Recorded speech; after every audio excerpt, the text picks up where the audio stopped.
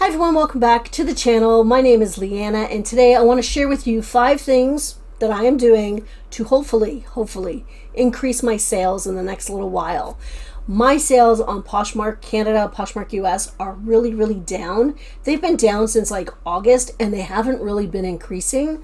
So I don't know what's going on, but I decided that I would sit down and do a few things in order to maybe kickstart traffic and sales and hopefully get that done. So I am going to go through the 5 things that I'm doing right now. Hopefully you can maybe try some out yourself to see if they're going to help you as well. Or you can all just tell me that I'm wasting my time and it's not going to work. Whatever. Anyway, the first one we're going to talk about, and it's something that I have talked about before, is when sales are really slow, I always look to me first. What am I doing? What am I not doing? And am I being consistent? So the last couple of weeks, I have been very disciplined and I've been sitting down and I've been focusing on listing my items, taking photographs and all of that. So I'm actually listing a lot more right now and a lot more consistently. And that really helps, I think.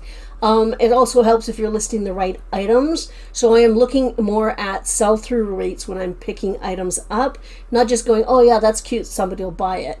So I'm looking at sell-through rates to see if it's still popular enough, if is the market flooded with it, all of that. But I'm actually sitting down and doing the work. That's been very consistent over the last couple of weeks. I'm really pleased with that. The next thing that I did, and usually this works, but it didn't this time, is I ran a sale on my Poshmark Canada closet. It was a total bust. Honest to goodness, it was a total bust. So I don't know what happened with that. The way that I run a sale, I make a listing, with a nice little picture, and I explain how the sale is going to work. I put my bundle discount on. That's the way I do a sale. And then I send messages to likers or to past buyers saying, hey, I'm having a crazy Taco Tuesday sale. Everything's on sale. You bundle 2 or more, you're going to get 40% off. Total bust. So a couple of things with that. I've had success with that sort of strategy before. It just didn't work this time. It happens. I sent out over 500 messages to past buyers, etc. One person did message me back and say, could you please not send me these kinds of messages? Okay, then don't like an item in my closet, which is basically what I said to him. It's like, what, absolutely, if you've liked something in my closet, just unlike it and you won't receive these anymore. Because what, I do them like once every 6 months, once every 4 months type of thing. So it's not like I'm doing it every week. It's like, oh, I'm having a sale, or I'm having a sale, I'm having a live show. I don't do that at all because it can be very intrusive and I could totally understand somebody not liking it. So only one person out of over 500. So that's not bad. And they were very polite about it. So that's one thing. The other thing is it took me about 20 minutes to set up the sale after, making sure all the messages went out and everything. So about 20 minutes.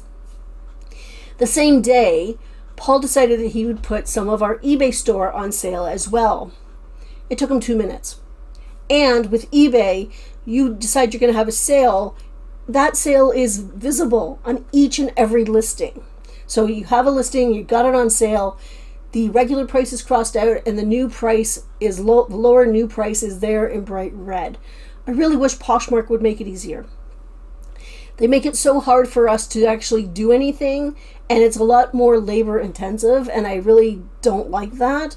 It took him 2 minutes to have a sale. He had more success because it's right there in everybody's faces when they, when you see any listing. I really wish Poshmark would do that.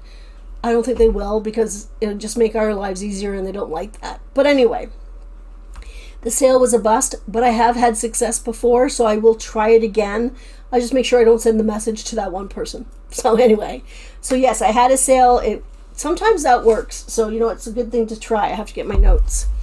The next thing that I do, or I've been doing, and I do this consistently anyway, I relist. I will take an item that's been in my closet for a month with 10 likers and nobody wants it. I've sent out offers really a lot. And if they haven't bought it, I figure they're not going to buy it. And I relist that item to get rid of the likers. And then it's kind of like a fresh listing in a sense.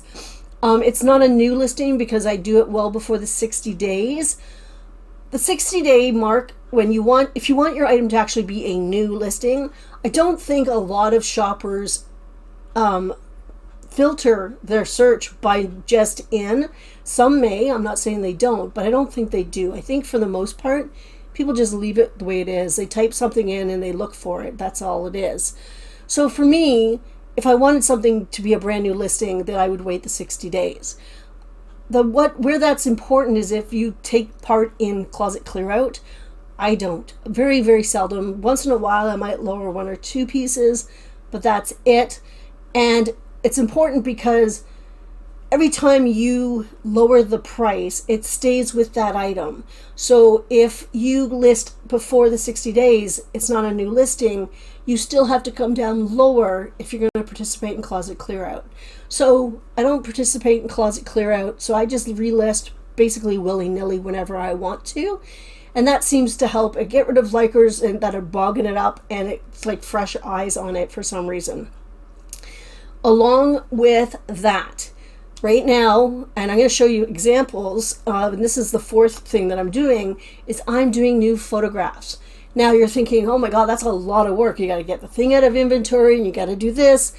It's like, no, what I'm doing is I'm putting in new backgrounds. And I want to thank, there's a person, and I think on Poshmark and Instagram, she's the same name, and it's Oh Darling Dresser.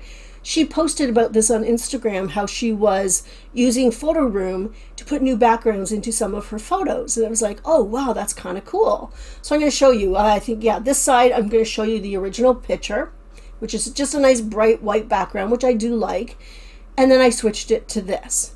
And I think it looks better. I know that when I was scrolling through my closet, it did look much, much better. So I'm doing that right now. I'm concentrating on the jewelry, because the jewelry, I want to make it pop. I want people to be buying this. So I'm starting with the jewelry.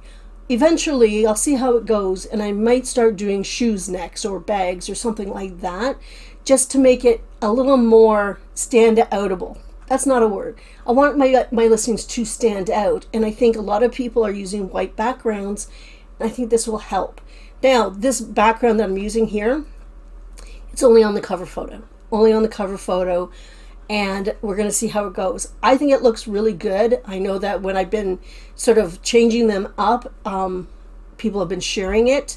So it's interesting though, because I will take it from Posh Canada, and I take the cover photo, I do a screenshot, because I'm doing it on my computer, and I go into Photo Room and I do it and I pop it back in. But then what I'm doing is I'm going to Posh US and I'm deleting the listing, and then I'm cross-listing it back over onto Posh US. And eventually I'm going to start doing it the other way, so that sometimes I'm going to start on Posh US and cross-list. So cross-listing new things is good too. So I'm hoping, fingers crossed, that this actually works, because I think it looks really cool. I'll show you one more example. So this is the before, that's the after. Let me know down below what you guys think about it. I mean, I know that white background is, Google search and the whole bit. But you know what? It's time to try something new. I need to do new things in order to get my sales going. Okay, the last thing that I'm doing, and I send out offers to likers all the time. Thank you, Posh Sidekick. They send out offers. I do play with my percentages. I do turn it off once in a while and then turn it back on. But something new that I'm trying is on Mondays, Monday morning, I go in, because usually Sunday is a closet clear out. I turn my offers to likers off on that day. That way if somebody likes an item, maybe I participate. But anyway, I turn it off on Sundays. When I go to turn it back on Monday, I change my percentage. My percentage starts off at 15%. That's what it starts with Monday. I wait a few days. Thursday comes along. I increase my offers. Then no, I don't go back to Sidekick. I go in, I'm having a day. I go into Poshmark and I go to offers to likers, the bulk thing, and I increase my offer to 25%. So that gets all sent out to everybody at that point in time. And I mean, I just did this yesterday because today's Friday. So tomorrow, Saturday evening, what I'll do is I'll go back into Poshmark and I'll send out offers to likers at 35%. I'm going to see if that will kickstart something. This is, I think they call it the waterfall sort of effect, something to that degree. You start off small and then you increase it and then you increase it again. I'm not sure if my timing is right. I don't know if like within a week is just a little bit too close, or whether I should maybe do Monday at 15%, Saturday at 25%, and then maybe Wednesday or something. I'm going to play with the timing. But I'm doing that to hopefully get some more people interested in buying. I have played with my percentages. I've done 10%, 15%, 25%, 35%, and I don't know. So I am willing to try anything at this point in time. Yeah, so those are the 5 things that I'm doing right now to hopefully increase my sales. Let me know what you think down below in the comments. Let me know what you're trying, how your sales are going. If they're going well, that's fantastic and wonderful. But let me know down below. Let me know what you think of the new photos, because I'm curious about that. Anyway, everybody have a fantastic weekend, and I will see you next time.